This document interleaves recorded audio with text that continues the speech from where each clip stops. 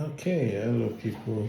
Good morning. So I'm here again to continue the conversation on investing. And I remember that in the last two videos, I've given two different scenarios of how to set the end goal and then, of course, map out your strategy to getting there.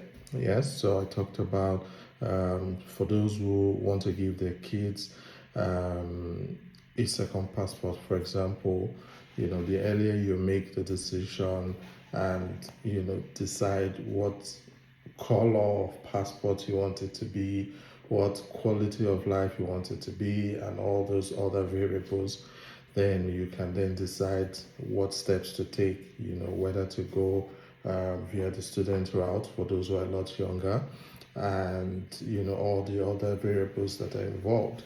And I also talk about, okay, setting a certain net worth that you want to attain, and I said that the most important thing is to understand that once the end is defined, then the steps or the how becomes a lot more apparent. Yes.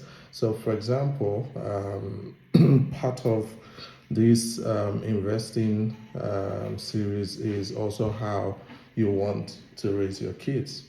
So, a lot of people, especially in this time and age where a lot is going on, kids are becoming a lot more. Um, what's the word I would call it now? I always say that the kids of these days are a lot more advanced than us. Like they're like an updated version because they're coming in smarter. They're coming in, like they know many things, things that we, to a large extent, were very ignorant about.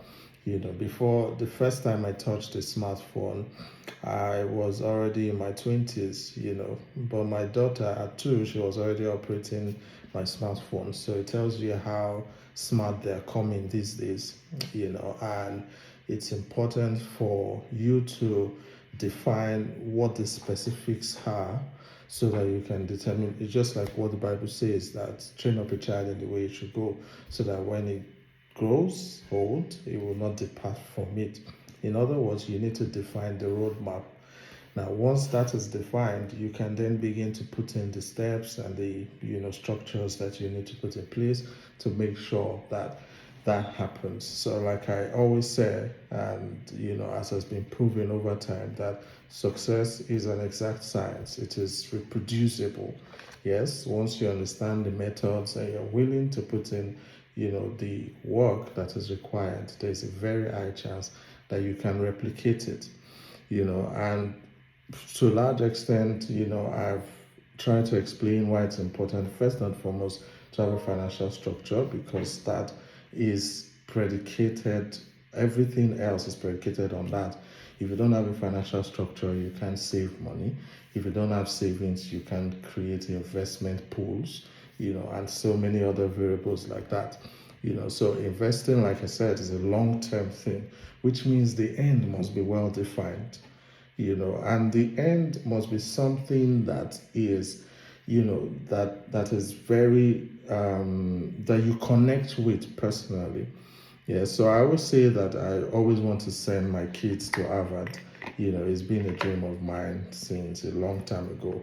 And I've been, in fact, every year I always follow up with the Harvard system to find out, of course, what the fees is and what the requirements are and all of that. Now, this does not mean that when my children are of age and they decide they want to go somewhere else, I'm going to force them to do what I want. No, what it means is I'm going to set up the framework for them to have that as an option as well. So that when they're looking at all their options, they can decide, okay, I think I want that. Okay, I think I can live with this, And that's the idea, because while you're investing, like I said, investment or investing is like creating building blocks for a building that you have, or who goes to site to build something without having a plan or a structure that they have. You don't do that. You first, before you go to site, You do, of course, some of the preliminary things you do. You test your site, you check, what kind of structure can it take and all of that. After you've done that, you go back to design a building that is consistent with this, with the type of soil that you have, and so many other things. I'm not a builder, but I believe that's the process. And the same thing, if you want to raise a child as an academic, you want somebody who is a professor, for example, there's a way you guide them. Somebody who wants to become a professor, for example, must love books, which means they must start early to read, to research, to find things out for themselves, and that will spur on their hunger for knowledge, which will then drive them in that direction. Yes, but imagine you have a child that wants to become a medical doctor, for example, and then every time you're only giving them entertainment, they're only playing music and dancing and watching. I can tell you that in some years' time, that child is going to derail from their initial dream. Yes, and that is the place of influence, because influence can, you know, change the variables along the way, and that's why it's important to be clear about the outcome that you want. Once you're clear about that outcome, it becomes a lot easier to put the systems, the structures in place, so that everything flows on that path, right? And so if, for example, you want to have a certain net worth, like I explained in the last video, you need to start by defining it. What amount is it? Now, once that is defined, you look at the time you have to make it happen.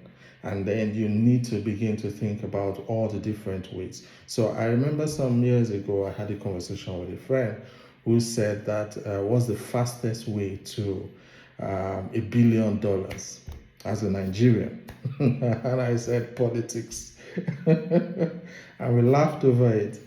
And I said, no, but seriously, what's the fastest legit way to reaching $1 billion? And I said, well, the fastest way obviously is creating a service or product that you can sell to the mass population that Nigeria has. Take Dangote, for example. He started by selling commodities like sugar, salt. Those are things that most homes need, like on a daily basis. And he's selling that to 200 million Nigerians. The result is not very surprising, right? Look at cement also. Cement is an essential part of the building of the society. So everybody who builds in Nigeria, one way or the other, will use Dangote cement. And that's the point. The more you can provide a service or product at scale, the higher your chances of getting to that point. Now there's an argument for real estate as well, but you have to start somewhere. You can't just say, okay, I want to be a real estate mogul, and you're sleeping and waking up every day, no plans, no training, nothing. You have to get something going. And that's why it's important to be sure about what the outcome is, and then you can begin to take the blocks one by one to set them in place to get yourself going. And that's why I believe that everybody can attain financial independence. Everybody can become wealthy, but not everybody will, because first and foremost, not everybody who wants to do the work. That's number one. Number two is not everybody who wants to go through the process. Number three is not everybody who has the patience, right? So it means that everybody, if you ask anybody, they'll tell you, oh, I want to make a lot of money, oh, I want to be wealthy. Saying it and becoming it, they're two different things. Yes, and that's why it's important for you to have a meeting with yourself.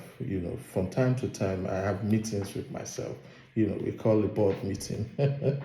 And we discuss where we are, what we are trying to do, and what we need to change, what we need to improve. And then we make adjustments where necessary, and that has been very helpful. And I believe that everybody can get on that journey, right? So we'll continue in the next video. Have a lovely day ahead.